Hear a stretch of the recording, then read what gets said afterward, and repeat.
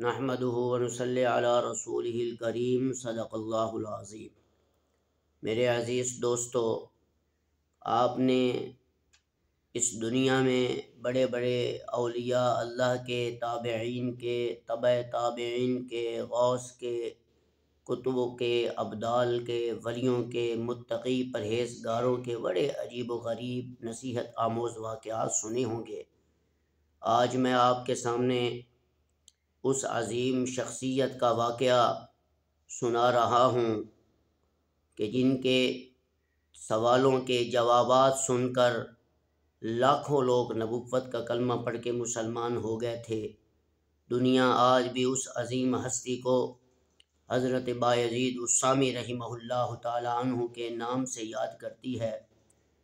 तारीख़ की किताबों में इनका एक नसीहत आमोज़ और ईमान afroz वाक़या लिखा है कि एक मरतबा हज़रत यज़ीद बुस्तामी रहमहुल्लाह ताला अन्हु के पास 4 आरिफाना शख्स आए, नौजवान जो बहुत ही मुत्तकी और परहेज़गार शख्स थे।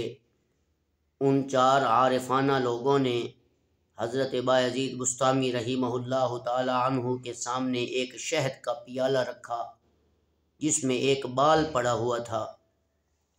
चुनाचे पहले उन 4 आरिफानों में से एक आरिफ शख्स ने कहा कि अकल पियाला से ज़्यादा साफ़ है और इल्म ये शहद से ज़्यादा शीरीं है, यानी मीठा है।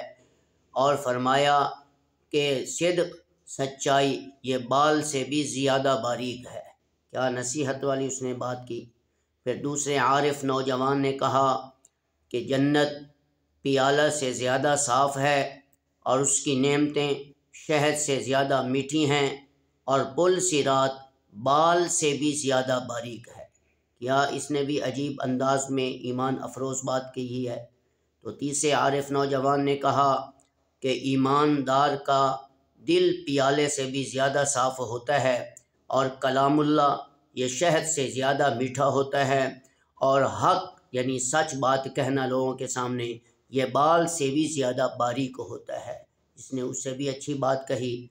चौथे आरिफ शख्स ने कहा कि ए बायज़ेद बुस्तामी रहमतुल्लाह अलैह, मार्फत ये पियाले से भी ज़्यादा साफ़ है और खुदा की मोहब्बत शहद से भी ज़्यादा शीरीं यानी मिठास मीठी है और उसका खौफ अल्लाह का यानी बाल से भी ज़्यादा बारीक है। हज़रत यज़ीद बुस्तामी रहमतुल्लाह अलैह ने जवाब में कहा कि ए आरिफाना नौजवानों, इस्लाम पियाले से भी ज़्यादा साफ़ है और गोशे इताअत ये शहद से भी ज़्यादा मीठी है और परहेज़गारी ये बाल से भी ज़्यादा बारीक है। मेरे भाइयों, ये थे अल्लाह वाले लोग कि जिनके एक एक लफ्ज़ ने मजलिसों में बैठकर लोगों की ज़िंदगियों को तब्दील किया।